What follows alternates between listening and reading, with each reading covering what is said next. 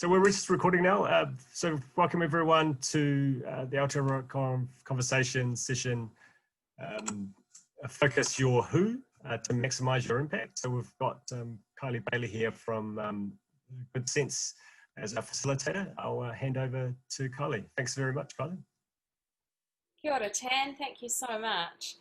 And thanks to everyone for joining our session today. It was wonderful to meet you earlier and, do a bit of a round of intros. And so, we're really here to do a class. So I said, have you got your pen and paper, or potentially you're into your coloured pencils, whatever you want, or the computer.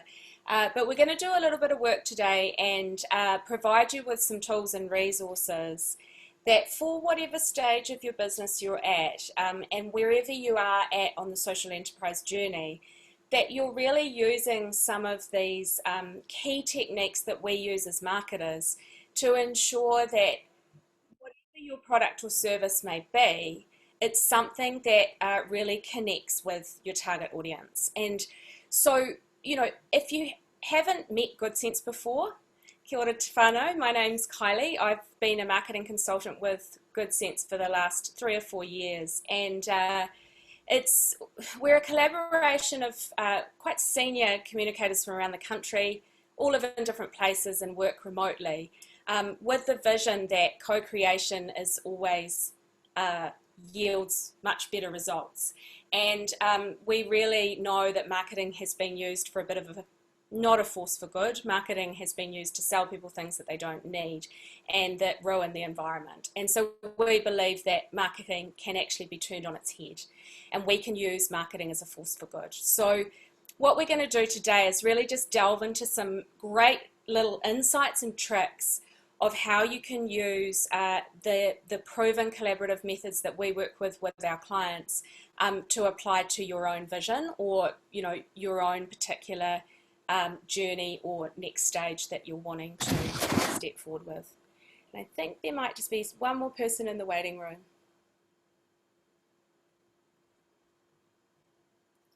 Just transitioning in, I think, Kylie. I have omitted them. Hopefully Zoom will do that for us soon. All good, no problems.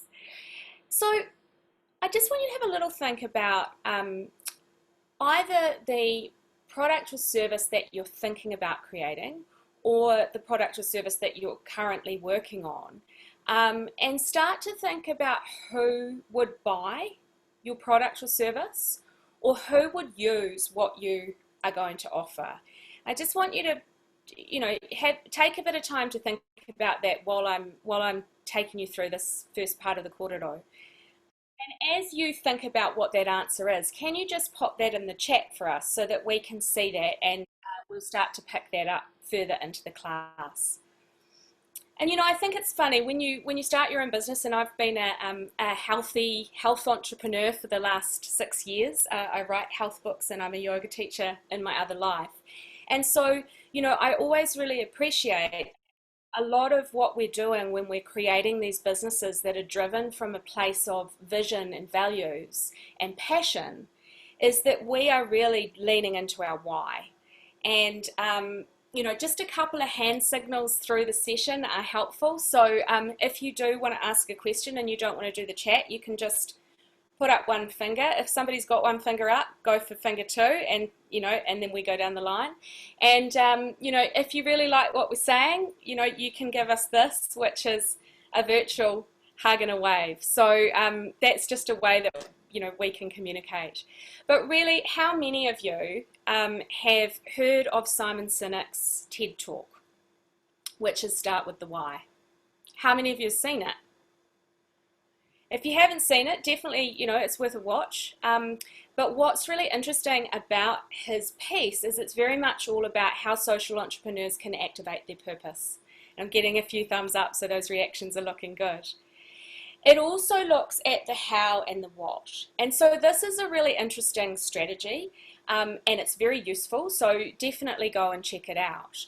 But while Simon Sinek is great, from a GoodSense perspective, we've kind of got a little bone to pick with him because, I wouldn't say it's a big bone. I'd probably say it's something minor like a metatarsal, like one of those little bones in your feet. But the bit that he's left out is the missing W. And that missing W is who. So definitely start with your why, definitely understand your how and your what. But where the real magic happens, where your product or service will connect in a hearts and minds way that will drive vision and values communication, is 100% through your who. And so you really want to, throughout this class, just start to bring your, laser focus into where does my who sit and who are they? And that's what we'll be doing throughout the session. So we're going to look at both business to consumer tools and also business to business tools. So you will, when I do a screen share on this, you'll be able to see those slides come up, and as they come up, you will be able to just screenshot them, and then you've got that table there. And the intention is that it's our gift to you, where you can just use that as you feel fit, and you can use that table for all sorts of things.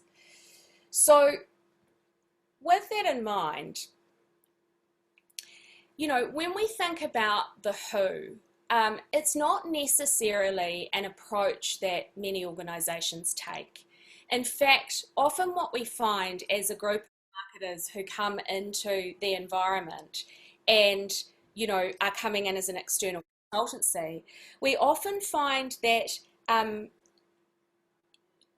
organisations haven't necessarily thought about all the different people that they touch. And when we think about this from a social enterprise perspective and building, businesses that are better for planet and people, that's all of us there at GoodSense. But really, what we're wanting to focus on is, who are your people, and how can you use storytelling and marketing and communications to bring them together. And that is essentially what today's session really is focused on. We're going to get you to start to look at those audiences and stakeholder groups that might exist around your current organisation or your potential idea. It doesn't really matter, but if you're starting from the get-go of thinking about who your holistic community is, and you're starting to figure out ways to talk to them, you've already done half of the work that you need to do as a good marketer, just to kickstart the marketing and communication side of the social enterprise. And so we often find ourselves at GoodSense being slightly obsessed with the who. And, we really do our best to make our clients pretty obsessive about it too. Really, what you want is, when you are talking from the heart and when you are sharing sharing the kaupapa of the organisation. So kaupapa, that deep cultural root that exists within the organisation that binds together the holism of what social enterprise is all about. You want who guiding you every single step of the way. And so the most difficult thing to do, and we're going to have a go with it shortly, is to figure out how to get that focus and really to know exactly who the audience is, and so that whatever you're doing, whether it's a presentation, you're at a show or an event, you're building a website, you're doing a social media post, there's so many different channels, you're doing a newsletter, there's so many different channels you can market and communicate to your audiences to, but every time you come from that step of the who. And so what I wanted to do was just take you into what we're going to work on in today's session. And just give me a moment.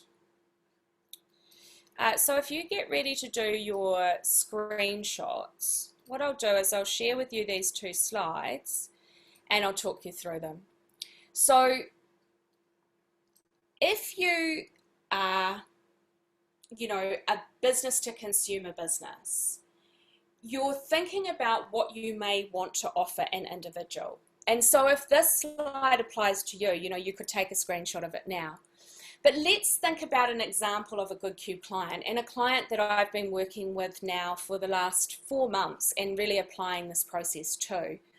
GoodCube are a shampoo and conditioning bar. I've actually got one under my desk here, and they're a shampoo and conditioning bar who are basically keen to rid the world of plastics.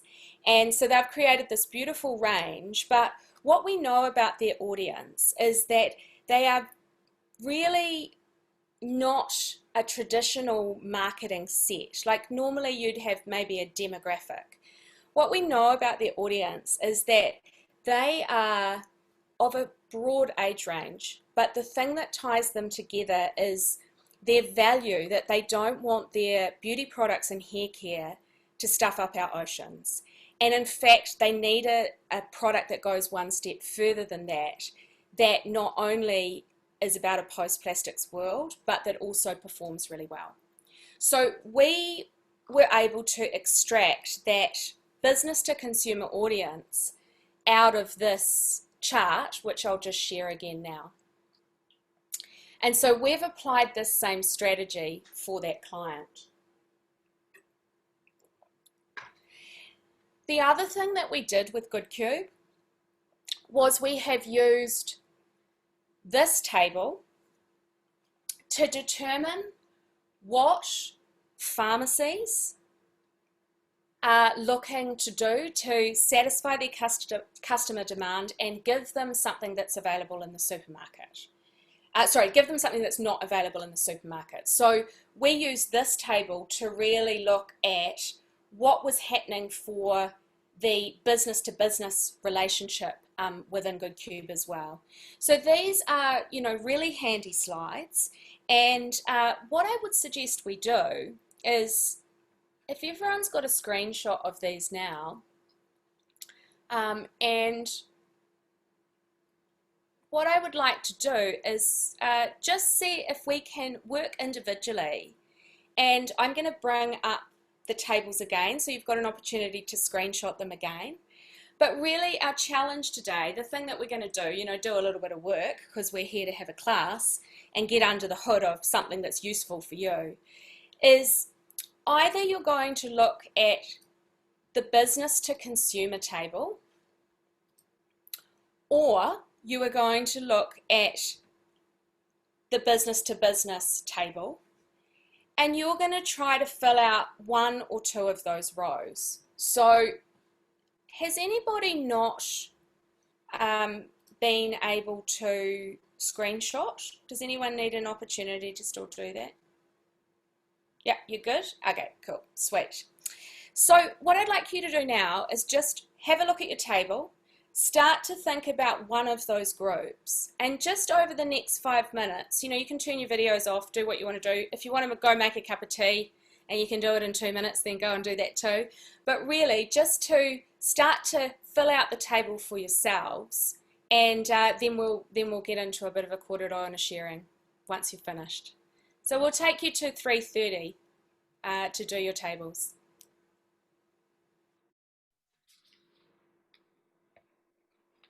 And of course, if you've got any questions as you're thinking about this and this comes up, just ask them through in the chat and Tan and I will be there to assist.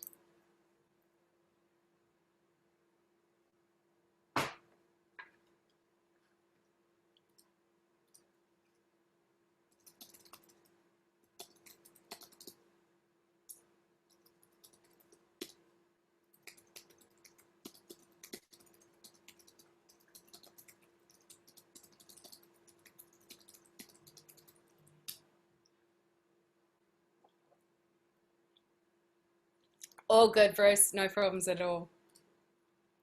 I'll just do my screen share now.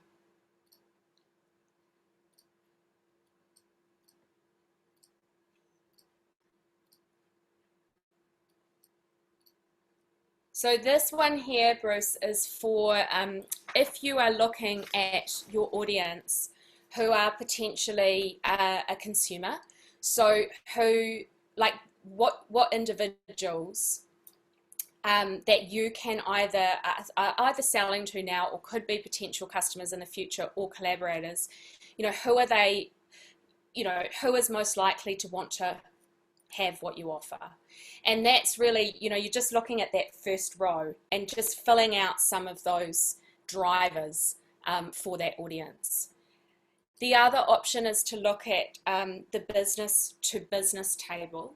And this is for looking at a broader set of organizations and corporates or, retail partners, and then thinking about who in that set is most likely to want what you offer. And then you just fill out each of those rows, and we'll come back in together shortly. If you've got any more questions, just feel free to pop them in the chat.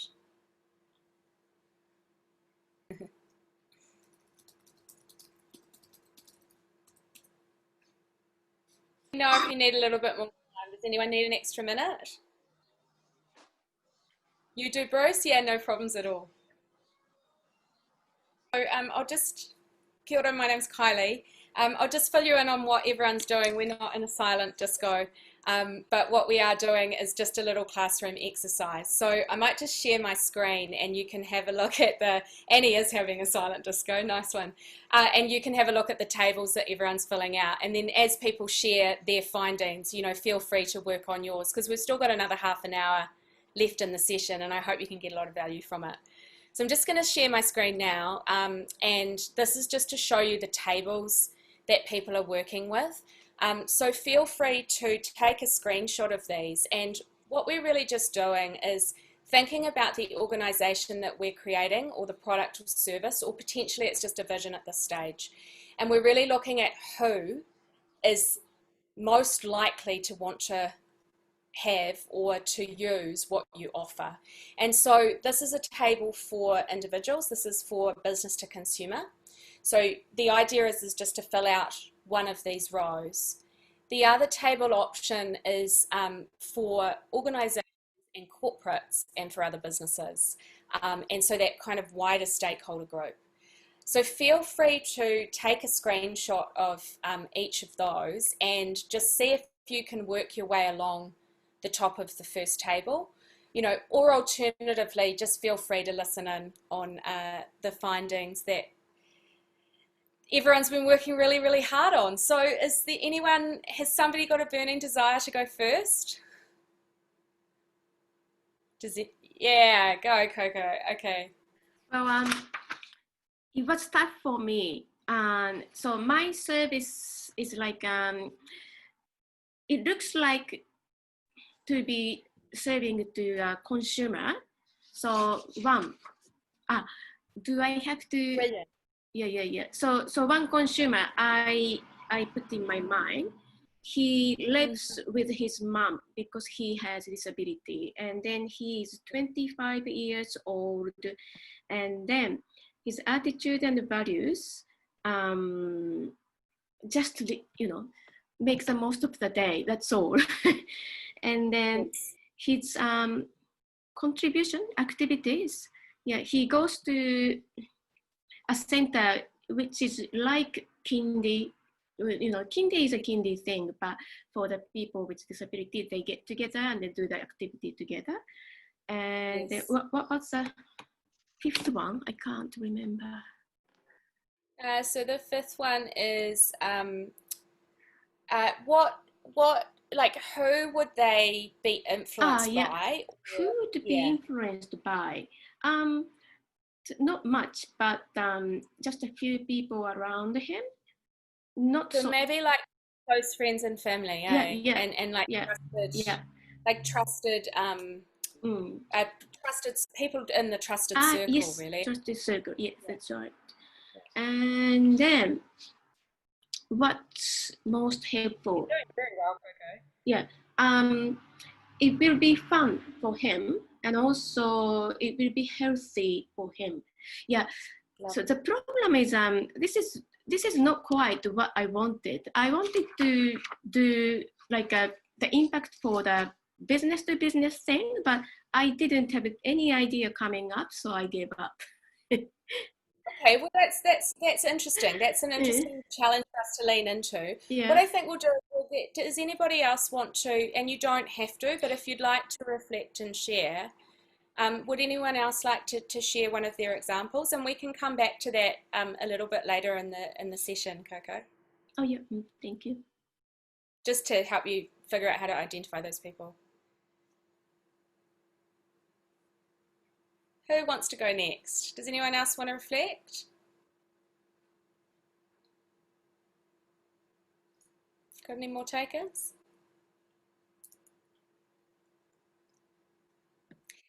So what I think is interesting is, maybe we've got Helene. I'm happy to share, unless you want to move on to the next part for the benefit of time. No, a couple of examples is good because it just gets us into workshop. Yeah. Okay, so I'll tell you about me. So my new like 3 months old, if that, business is called Pocket Knife. So I kind of do what I used to do at the Aotearoa Foundation, but for quite a large range of audiences. So that's one of my challenges in a way, because I know what I'm offering. I'm offering business support to individuals or community organizations or large organizations or government agencies in order to create thriving communities in thriving places. But I'm actually very keen to work across a really large range of projects and with a really large range of customers, which sometimes from a marketing point of view is a challenge, because when you are more focused, it's sometimes easier for people to buy your services, right? Anyway, so I chose one example, which is a community group. A community group can be, and actually is already, one of my customers. So yeah, so you think about a small community group that is usually quite under-resourced and based on volunteering effort. So in terms of their, culture, values, obviously, like they are people who get together that are motivated by creating, positive social impact for their community. And their role, their kind of decision-making process is obviously like both community-led, as well as usually having a volunteering board, and being quite informed by local government policies and local funding as well. Their needs and should I carry on? Sorry. Yeah, it's really great. It's interesting because we're two very different examples we can discuss. Yeah. So their needs and pains are around capacity and resourcing, of course, quite often around capability, lack of capability as well, in no judgmental way. And also, they don't usually have visibility on other similar community groups or initiatives throughout the country or even internationally, because they don't have the time or the headspace to actually have that visibility and that inspiration and that kind of sounding board.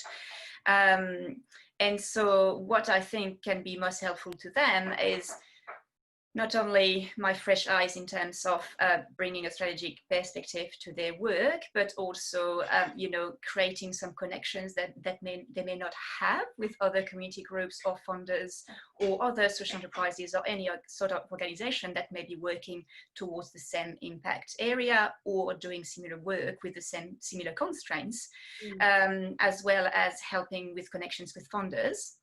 And because my background was in comms and storytelling as well, that's something that I bring to the table too, which they usually lack the capacity and capability to do in order to push their effort forward and to put them, under the spotlight. Brilliant. Thank you so much for sharing, Helene. That was really interesting. So we've got two quite different examples there, and just to double check, does anybody else feel a burning need to share, or are we okay to move on and maybe analyze some of these examples? Cool. Okay. So, two really quite unique, different opportunities there in terms of talking to audiences and in terms of really digging into your who. Just, for all of you, give me a thumbs up if you think this worked, give me a thumbs down if it didn't, and give me like a thumbs on the side if it was 50-50. Did this exercise in planning help you think a little bit deeper about what challenges or opportunities are there for your audiences? 50-50? Thumbs up. 50-50. Okay. And so, you know, the thing that we talked about at the very beginning was when it comes to audiences, it's all about focus. And so often what you'll find is if you've gone very broad rather than quite narrow, it can be very difficult to identify those attitudinal values. But really, those are what you're talking to when you're talking to and communicating with any consumer or stakeholder organization that has the same values as you do. And for anyone who's in the social enterprise space, there is many more bottom lines than just the old school bottom line. And so we need to think about a more innovative way of connecting and communicating. And so really, I encourage you to spend a bit of time on those tables and just see if you can get them working for you so that you can really identify the drivers. And I think Helene's was a good example in that community groups, like a local community group, it's quite specific. And so when she starts to tease out those different things that audience are dealing with, we get a really cohesive picture of the who. And equally with Coco's example, which, you know, one is a one-to-many example, one is a one-to-one example, and they're quite different ends of the spectrum in some ways, particularly all the different, you know, organizations or people that they would connect with. But what I think is interesting is just in those moments, you started to get a real picture of what are the ways that we could be talking to that audience in order to connect them with our vision, values, and purpose. And so that's really the challenge, or the I guess the thing that can look really easy when it's done really well, but can actually be, as an entrepreneur and a social entrepreneur, really hard to identify, is, you know, what is the alchemy of that who? And you'll see on those tables that there's clearly, you know, contextually there's three groups. It's asking you to be quite brutal about how you know, cut down your sector, because you can't have the whole audience. You need to be talking to the people that, you know, it's really, really going to connect with.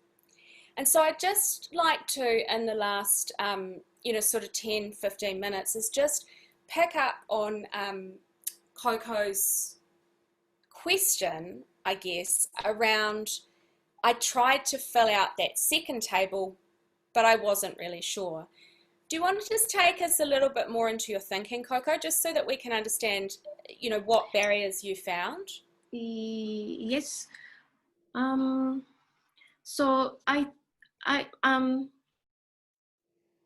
sorry. So the group I want to look at is like a community or the police, or so, because I believe this will lead to low, you know, reducing the crime rate eventually. So, but when I said that, I can't really identify that location or culture and value. I wasn't sure what to do there. Yeah. Make sense? Yeah, it absolutely makes sense. And I think, you know, when you're kind of a little bit unsure what to do, and particularly around this situation where there's almost a big question mark around the who, and it's no surprise that at this point in the class we have got a question mark slide.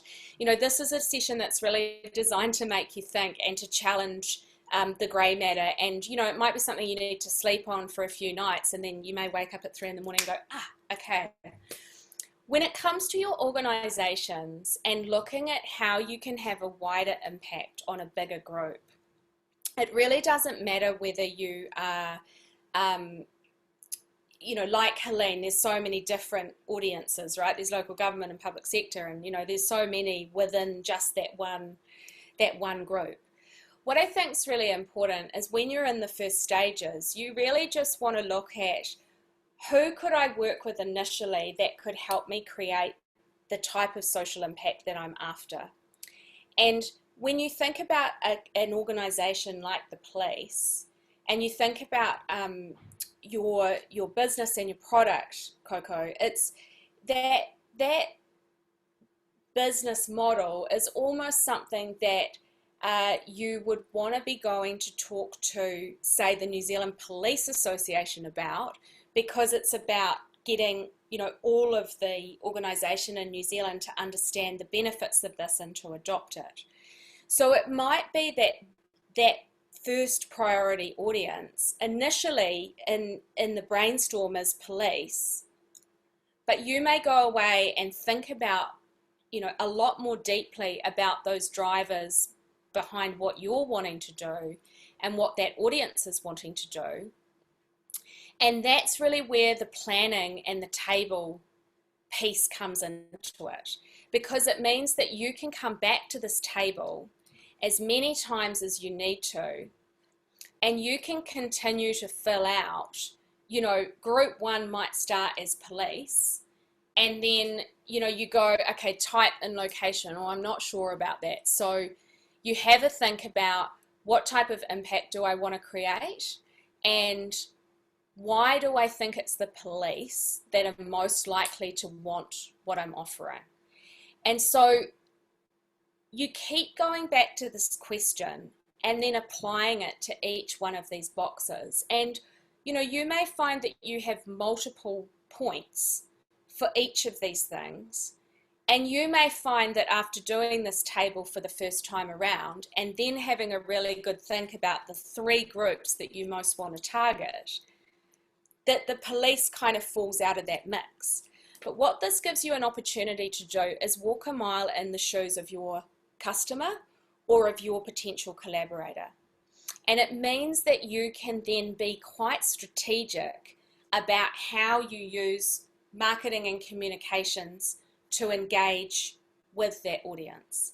And, you know, marketing and communications are everything from the email that you send, the signature that's on your email, right through to, you know, doing a newsletter or getting the head of the New Zealand Police Association to sign up to your email database, because you know that you're sending out information all the time, and that even if it's one or two people in that organisation, that you're already reaching them. And so that's really the purpose of this tool, is to get you to dig under the hood of what seems to be a really simple exercise on the surface.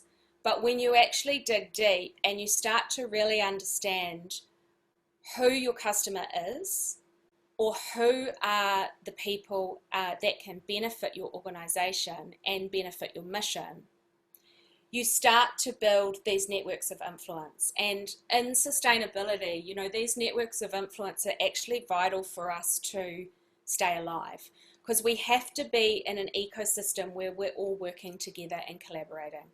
So I really encourage you to think about three groups, and then just over time, just apply that exercise. And, you know, I do this myself. I'll take a little notebook with me, and, you know, every so often I'll be jotting down ideas around where, you know, the potential who is for different businesses that I work with. And so, you know, what I'd just like to share with you now is just a little bit of a look at the 4 different types of buyer behaviour, because I think that this could be helpful for you as you're thinking about how you identify that who. And when we think about buyer behaviour, you know, in the way that you communicate with your audiences, there are really 4 key things that they are going to be using to decide. And I would say not just to decide, but to also potentially influence. So in today's world, we are consumers and we are also collaborators, because we recommend to one another different products and services that match with our values and vision. And so if you can kind of look at all 4 kinds of buyer behavior and really have those entrenched in your marketing and communications, you know that it's a job well done. So this little guy on the left here, the Speedy Post Courier, he is all about facts and action. You know, can I get it done yesterday, and will I win? Now, the win in this case is a win that's driven by the need to be involved in creating social impact through the commercial choices that we make. So that you could argue that there's a subset of people that who are inherently attracted to working with and collaborating with businesses that are working in the social impact space, simply because, you know, it's creating that idea of winning together.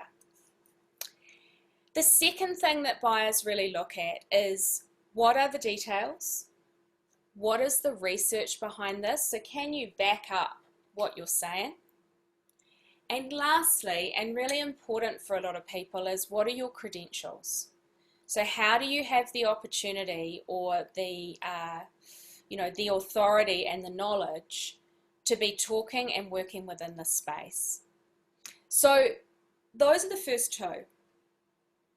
The third one is looking at, in your audience, who are the people who are involved? And then take it one step further. Who are the people who are impacted? And who are the people who have had the reward or been rewarded from it? So a good example of that is testimonials. You know, a few key testimonials from one of those one or two key groups of partner organisations or stakeholder organisations that you may work with, placed on your website, might just be the thing that gets you that next collaboration. And so, you know, that community aspect to what we're doing and the collaborative aspect is really important. And lastly, you know, all these little spirals and stars over here in the rainbow burst are really about the brightness. So what about your product, service, or vision is bright, shiny, new, innovative, different? And, you know, you may find that what drops out of that last, you know, deep dive into understanding how the thing that you've created is new, bright, shiny, special, or unique, you know, a lot of that is going to come out of your passion for your why. So your passion for why you have created what you've created, the thing that gets you up in the morning, and the reason that, you know, you are driven with the visions that you have. And so it's really important that we have the suite of all four, because it means that every time we send a communication and we know who we're targeting, we know that we're really going to hit the mark. And so that's why I really encourage you to start to think about, how do you lean into your who, and how do you give it just as much as importance, if not more importance, as your why. And the last thing I kind of want to touch on is just, you know, it's really important to have some methodology and some process and system behind how you figure this stuff out. And to give yourself the opportunity with a cup of tea or a glass of wine, just to sit down and to really blue sky this stuff. And then once you've done, and when I mean blue sky, I just mean like think with no limits. If there was an opportunity to think whatever you could be possible in your wildest dreams, you allow that to flow through. But then you come back to a resource like the table and you put it into a structure and you think about a timeline. So, you know, in business planning, where we might think about, you know, you may be planning in quarters. It's maybe a bit old school. You might be planning in, you know, in a 12-month period. But you can apply this methodology for whatever period you set. And sometimes I find that that is a really helpful thing in my process and in the GoodSense process that we're able to do, because it lets us get very creative, but then it allows us to come back into a structure. And so for any client, you know, we're able to go, well, for the next 12 months, you know, these are the 3 groups that we're clearly focusing on. And, you know, when we think about a cube, which, you know, shampoo and conditioner in a cube, not in a plastic bottle, hanging in your shower, and, you know, it's a 2-in-1, so it's quicker than normal shampoo, so less water down the drain. That just gives you a bit of a taste, and it saves at least 8 plastic bottles from the environment, every one of these you use. That's just a little taste of how we have used the audience and really understanding in that first table that this business speaks to a broad range of women who really are driven by not wanting to contribute any plastic into the environment in any way, shape or form. So they compost, they garden, they buy home compostable, and they make sure that they buy clean beauty products that are 100% traceable. And so we're very clear on the who, and that has allowed us to, you know, this brand has just launched, and it actually launched into media today, and they've got a whole lot of coverage around that for the consumer. But equally, we've been able to apply that second table so that we can really understand the other parts or other organisations that we could be collaborating with. And the key thing that we found was, because this is a cube that can be bought in the pharmacy rather than the supermarket, we realised that for our retailers, this really offers something that's fresh and new. And, you know, I think in the latest Better Futures report in April, 84% of New Zealanders will not buy something that has any relationship to plastics. So, I mean, you're talking about a vast portion of the population that, you know, just aren't anymore.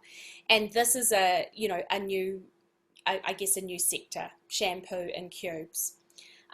What that has meant is that we're able to tailor the communications for those pharmacies as well.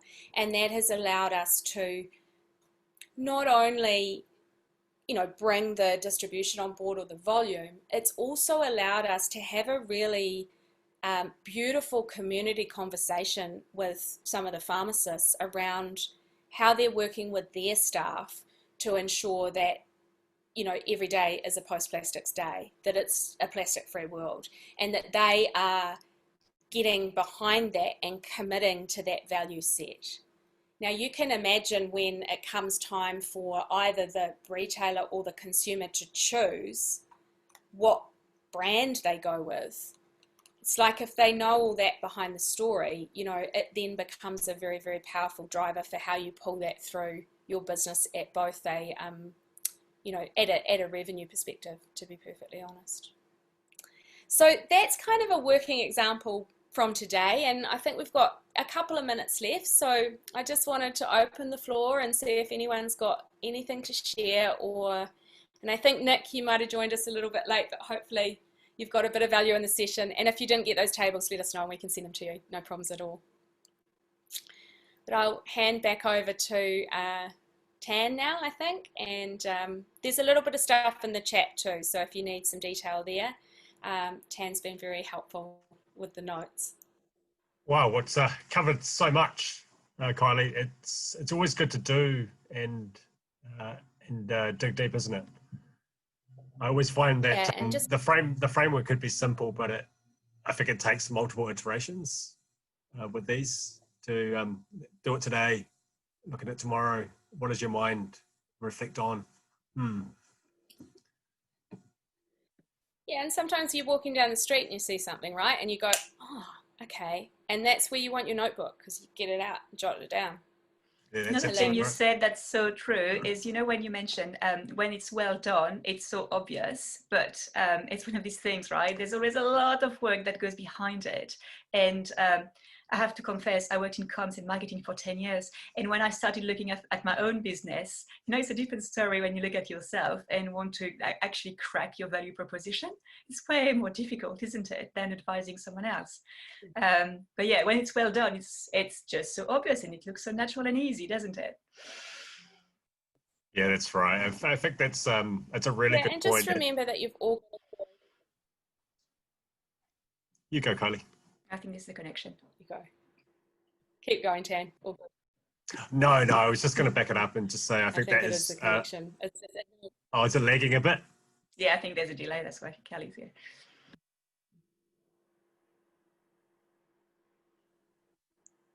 Kylie, hopefully the technology is back with us. Just in terms of next steps, are you happy to share your details if people wanted to contact you and talk a little bit more? It's entirely up to you there, what you're up for. Yeah, absolutely. No problems at all. I think we might have a little bit of a technology lag, but luckily it's 4 o'clock, so my video internet at Piha sometimes isn't the best when there's a load on the system. We can take a little bit of technology lapse for the location, can't we? You've been absolutely brilliant. I think I'm sure that most people, if not all, would have got a lot of value out of your session, and I'm sure when they wake up tomorrow, hopefully as well, to reflect a little bit of who the who is. So thank you very much, Kylie, and the good people of GoodSense.